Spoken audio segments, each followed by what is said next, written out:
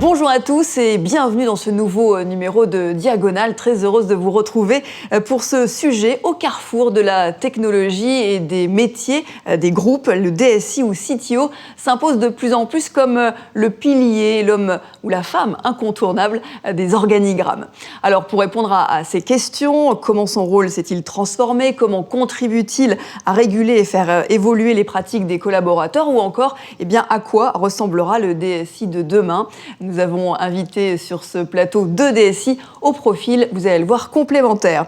Stéphane Rousseau, pour commencer, merci d'être avec nous. Vous êtes DSI du groupe Eiffage. Votre groupe présent sur des milliers de sites a développé une stratégie IT avec notamment pour objectif de faire évoluer les usages des collaborateurs dans un secteur, il est vrai, traditionnel, la construction, mais on verra que ça va bien au-delà de la construction.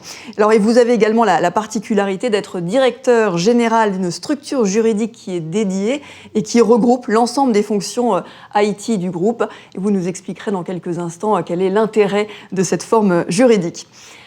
Lionel Chêne, merci également d'être avec nous pour cette émission, DSI de la branche service courrier colis du groupe La Poste, et vous vous décrivez vous-même, comme le DSI des facteurs. Vous avez conduit ces dernières années la transformation digitale très très importante de votre groupe afin d'accompagner justement l'évolution des missions de services. Et on va voir que des services, il y en a de plus en plus et presque chaque jour de nouveau pour les facteurs. Vous nous apporterez votre point de vue donc, sur les futurs défis à relever par votre profession et ils sont nombreux. Pour lancer cet échange, je propose une première question pour chacun d'entre vous. Lionel Chêne, tout d'abord, on le voit bien au sein des grands groupes, la DSI évolue, se transforme, mais est-ce qu'elle a fait partout sa révolution ? Alors partout, peut-être pas, mais en tout cas, dans beaucoup d'endroits, en tout cas tous les DSI que je croise, on est au cœur de cette transformation-là et on voit que c'est un vrai sujet et c'est une vraie réalité pour nous tous.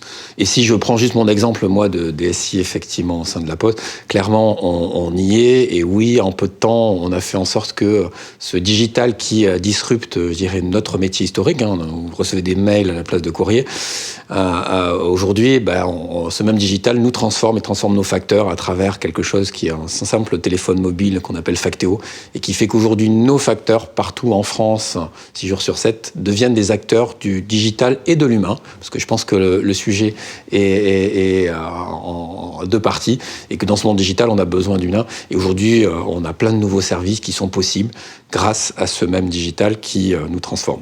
Ah oui, le digital qui est à la fois à l'origine de la baisse du courrier mais en même temps qui offre des opportunités pour se réinventer pour demain. Alors Stéphane, vous êtes à la tête d'une DSI qui, elle, est juridiquement indépendante. Je l'ai dit en introduction. Quel est l'intérêt de cette structure juridique dédiée ? Alors j'y vois principalement 3 avantages.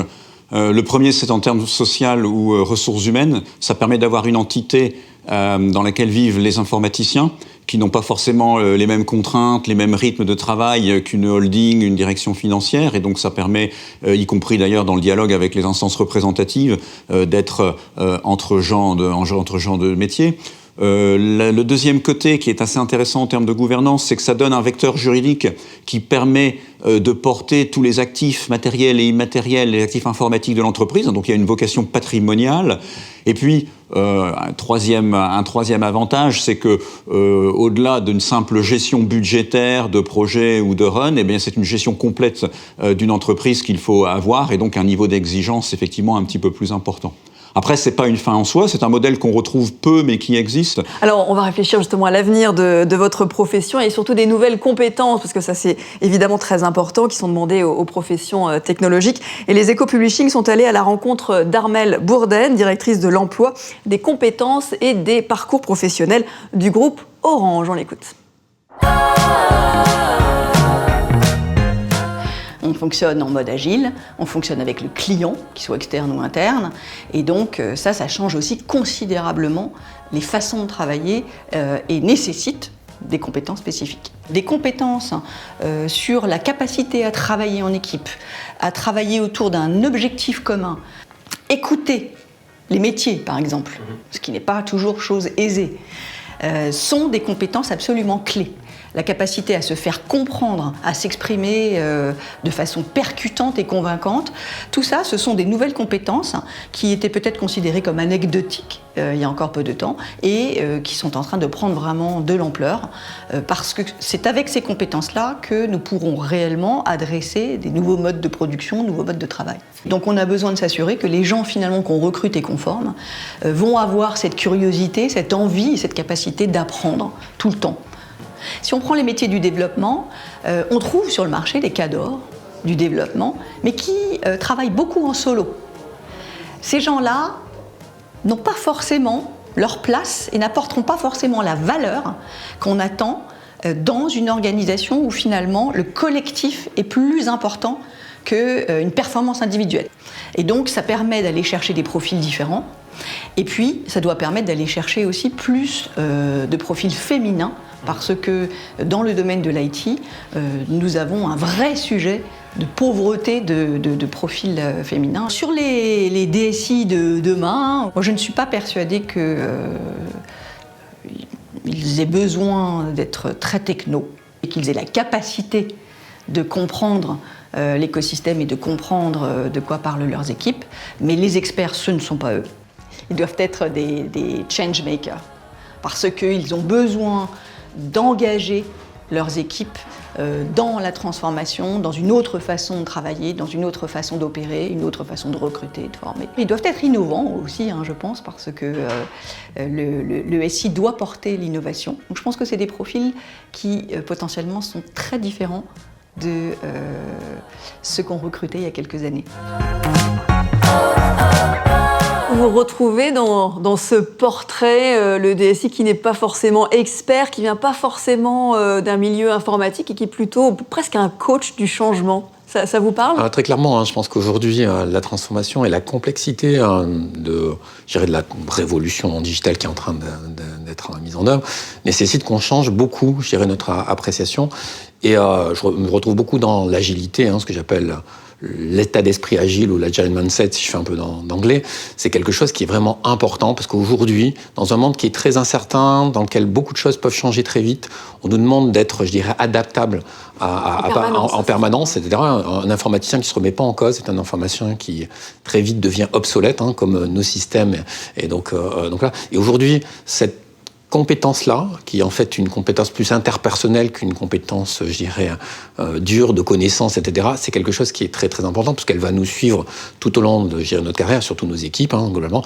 Et aujourd'hui, il faut vraiment changer des entreprises qui étaient à une époque gérées par des chefs de projet, dans des organisations un peu hiérarchiques et pyramidales. Aujourd'hui, on est beaucoup en équipe autonome, moi j'appelle ça des pizza teams, globalement. Et aujourd'hui, cette intelligence collective face à la complexité, ça nécessite un total changement de posture donc de nos équipes et bien sûr du DSI qui doit l'idée et transformer nos pratiques. Qui doit booster justement ces nouvelles pratiques. Vous partagez également ces évolutions ? Oui, tout à fait. Et ce que disait Armelle Bourdain pour commencer, on n'aurait plus à l'époque des grands projets de 12 mois.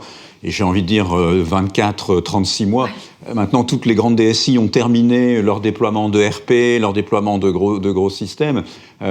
C'était ce qui nous a occupés ces 10 dernières années. Et maintenant, nous sommes vraiment carrément passés à autre chose pour lesquelles il faut cette réactivité, cette curiosité. C'est vraiment fail and trial. Il faut essayer, il faut revenir en arrière, il faut être agile, il faut s'adapter. On n'est plus dans des grandes lignes droites, toutes tracées, sur lesquelles on va savoir de semaine en semaine et de mois en mois ce qui va se passer. Et c'est pas la même mentalité. On voit aussi l'avènement des développeurs. Il y a 10 ans, les développeurs étaient sous-traités offshore, dans des pays lointains. Aujourd'hui, on se les arrache parce que finalement, le développeur dans la maison, c'est ce qui permet d'aller le plus vite possible et de s'adapter s'il faut changer le cours de l'action.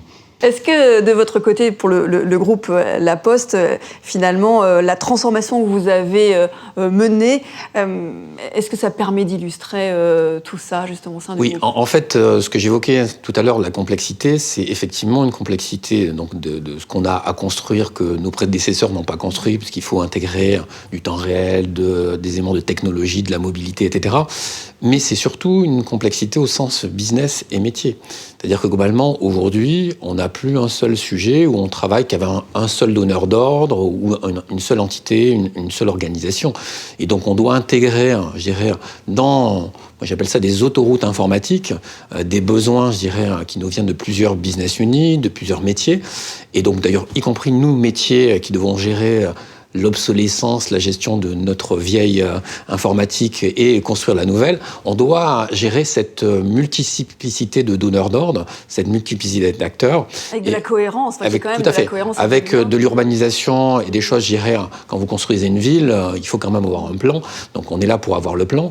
Mais pour autant, quelle rue, quel bâtiment on va construire dans quel ordre, maintenant on doit être très adaptable et les priorités peuvent changer plusieurs fois. Avant, on faisait 4 versions par an de grands systèmes. Aujourd'hui, on travaille à 3 mois dans des boucles courtes. Et nos équipes délivrent tous les 15 jours, on met en production tous les mois. Et donc, on voit que le rythme s'est beaucoup accéléré. Comme on évoquait, on fail vite, donc on fail fast. C'est-à-dire qu'on peut se rater, mais on doit le faire rapidement pour justement apprendre, réapprendre.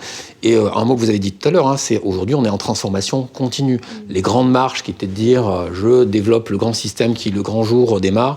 Maintenant, en fait, on fait ce que j'appelle, moi, la théorie des petits pas. Et donc, petit pas par petit pas, finalement, on avance plus vite. Mais effectivement, on avance dans des choses qui sont beaucoup plus, je dirais, au contact du client. Parce qu'en fait, notre vraie révolution, c'est quoi ? C'est être centré autour de notre client. Pendant très longtemps, on a dit qu'on mettait le client au cœur. Je dirais que maintenant, cette transformation digitale met vraiment notre client au cœur et on est obligé de s'adapter en permanence à ce client-là qui est de plus en plus volatile, qui change d'avis, qui change de modèle économique. Et donc, on doit s'adapter autour de ce client-là et c'est ça qui fait notre révolution. Alors le client pour le groupe La Poste, on comprend bien, on voit les services facteurs directement pour les clients. De votre côté, est-ce que vous avez la même définition de ce DSI en permanence en lien avec la stratégie et tourné client ? Est-ce que c'est pareil de votre côté ? On peut dire que c'est pareil. Et c'est vrai que dans un domaine plus traditionnel comme la construction, on voit moins le rôle de l'IT au quotidien. Il y a d'autres secteurs où chaque geste métier est une transaction informatique. Dans la construction, sur le chantier, ça n'est pas encore complètement ça. Et c'est vrai que chez FH, nous avons vraiment à cœur de réduire la fracture numérique entre le bureau et le chantier. À l'instar de la Poste, nos vrais opérationnels ne sont pas dans les bureaux, mais sont sur le terrain. Et donc les enjeux de mobilité. Et finalement, notre stratégie pour les prochaines années, ayant en place tout le backbone informatique, toute la structure de la donnée et de nos systèmes de gestion, notre grand défi maintenant, c'est de numériser les gestes séculiers de la construction pour avoir plus d'efficacité, plus de pertinence, plus de prévention d'accidents aussi, puisque nous faisons un métier dangereux et que le numérique peut vraiment aider à sécuriser le travail de nos compagnons sur les chantiers.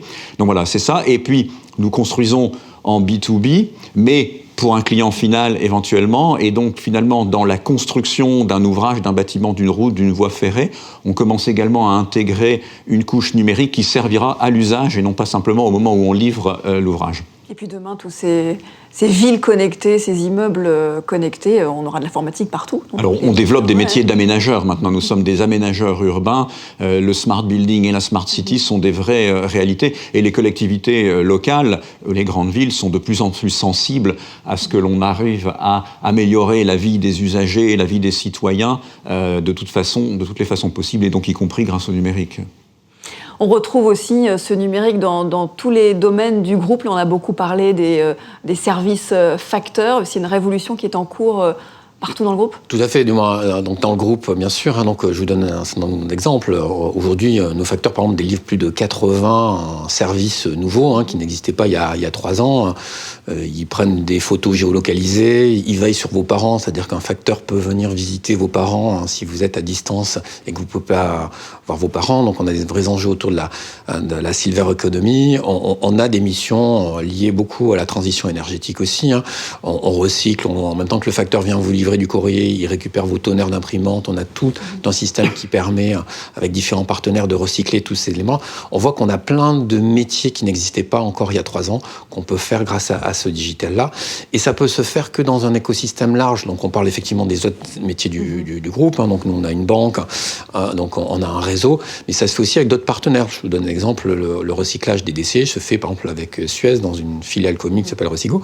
Et donc ça veut dire que notre système d'information est de plus en plus ouvert et intégré pour justement apporter plus de valeur, parce que le sujet il est là, donc comment développer de la valeur, et c'est forcément en intégrant, en développant, je dirais, de l'interaction, de l'interactivité. Justement, est-ce que c'est facile de changer d'image en interne, de passer de ce gardien de citadelle que j'évoquais tout à l'heure à vraiment l'homme au cœur des stratégies et surtout qui devient vraiment un conseil très précieux au plus proche du développement des métiers? C'est facile ou pas? C'est pas très facile parce qu'il faut le faire, mais il faut quand même rester le gardien de la citadelle. Voilà.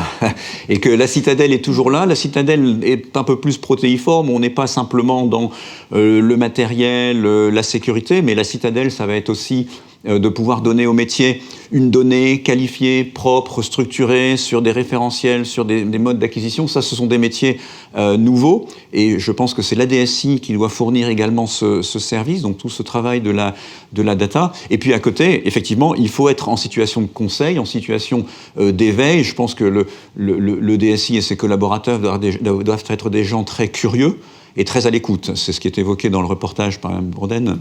Voilà. Oui, et j'imagine que c'est parfois un peu frustrant pour les managers qui ont plein d'idées. Oui, alors on fait faire ça, ça va être très simple avec l'informatique. Et vous êtes là aussi pour dire attention, il faut que ça reste cohérent. Enfin, ça ne doit pas être simple aussi à gérer. Le mot simple, en fait, mes équipes ont travaillé ensemble le pourquoi donc, de notre DSI. Et donc notre maxime, c'est donc rendre possible, simplifier au service de tous. Et en fait, je pense que c'est toutes ces missions-là à la fois. Et c'est en ça qu'effectivement, c'est complexe qu'on a à faire. Et donc le rendre possible, c'est oui, le digital, oui, la technologie rend des choses possibles qui n'étaient pas avant. Simplifier, globalement, il faut qu'on simplifie la vie de nos opérateurs. Nous, aujourd'hui, on a des missions très multiples pour nos facteurs. Il faut qu'en guillemets, ils soient assistés, guidés dans leur mission, parce qu'effectivement, de plus en plus de missions sont protéiformes. Et faire simple pour l'utilisateur, c'est en fait souvent complexe pour l'IT. Et au service, parce que ce qu'on évoquait, c'est que la citadelle, elle est toujours là, c'est-à-dire que nos systèmes doivent tourner avec des niveaux de service qui sont de plus en plus importants, rentrer dans le monde des services. Alors, il y a des méthodes agiles qui viennent directement des méthodes DSI. Est-ce que vous pensez que ça a impulsé de nouvelles façons de faire, d'une façon plus générale dans les entreprises? Est-ce que vous êtes à l'origine de ces transformations de façon de faire, de façon de travailler? Les méthodes agiles, on les trouve dans d'autres domaines que dans le domaine du développement informatique, mais c'est probablement là qu'elles trouvent vraiment toute leur pleine capacité à créer de la valeur. C'est vrai que nous le faisons de plus en plus parce que dans le mot agilité, on retrouve l'idée de vitesse et les grands cycles en V où quelques sachants vont se réunir pour définir des besoins, écrire une spécification, une expression des besoins qui sera ensuite transformée, codée et testée. On n'a plus le temps de faire ça. Et puis on s'aperçoit aussi les référentiels ont changé. Aujourd'hui, le particulier, il a du numérique dans toute sa vie et a un numérique de qualité. Et donc, finalement, on s'aperçoit aujourd'hui que ce qui compte, c'est ce qui se voit. Ce qui compte, c'est la façon dont on va interagir avec une solution. Et finalement, l'ergonomie, pour nous, devient un critère déterminant d'adoption. Ça n'est pas forcément la pertinence du processus, la qualité de la donnée, la rapidité d'exécution. C'est l'ergonomie, c'est la façon avec laquelle l'utilisateur va rentrer en relation avec un système, avec un minimum de formation, en ayant juste sa propre intuition, et de lui donner finalement au moins le même niveau de qualité que ce qu'il a à la maison. Et pour ça, finalement, faire des interfaces utilisateurs qui soient vraiment de bon niveau, la méthode agile le permet facilement. Vous êtes Tout à fait, l'agilité au cœur de notre transformation. Donc nous, on est passé ce qu'on appelle à l'agilité à l'échelle, avec effectivement 4 grands drivers. Donc je pense qu'on a besoin de qualité. Donc paradoxalement, la qualité développée par des méthodes agiles sur lequel nos équipes sont aussi beaucoup plus engagées. Donc l'engagement de nos équipes dans des équipes autonomes n'a rien à voir que dans des grandes organisations. Donc je pense qu'il faut vraiment travailler cette autonomie. Donc on améliore la qualité, on réduit aussi nos coûts. Globalement, il y a des gros enjeux autour de nos coûts qui sont... Donc voilà. La vélocité, tu l'as évoqué, donc est quelque chose de vraiment important. Et parce qu'on est face à une demande exponentielle, c'est-à-dire que nos métiers nous demandent de plus en plus de choses, avec de plus en plus de vélocité, dans un coût moindre et pour une meilleure qualité. Donc cette équation-là, l'agilité, et notamment l'agilité à l'échelle, nous permet de résoudre cette équation-là. Tout ça, c'est ce que nous, on a fait et qu'on continue de faire avec des résultats plutôt intéressants. Parce que nos équipes se retrouvent aussi dans ces méthodes-là. Elles sont plus autonomes, elles savent mieux travailler ensemble. Et l'agilité, ce qu'on croit souvent, c'est effectivement on peut plus donner de latitude au métier. Oui, mais dans un cadre très, très organisé. Ce sont des méthodes très exigeantes. C'est-à-dire que le manifeste de l'agile appliqué et, je dirais, l'agilité à l'échelle, c'est quelque chose de très, très organisé.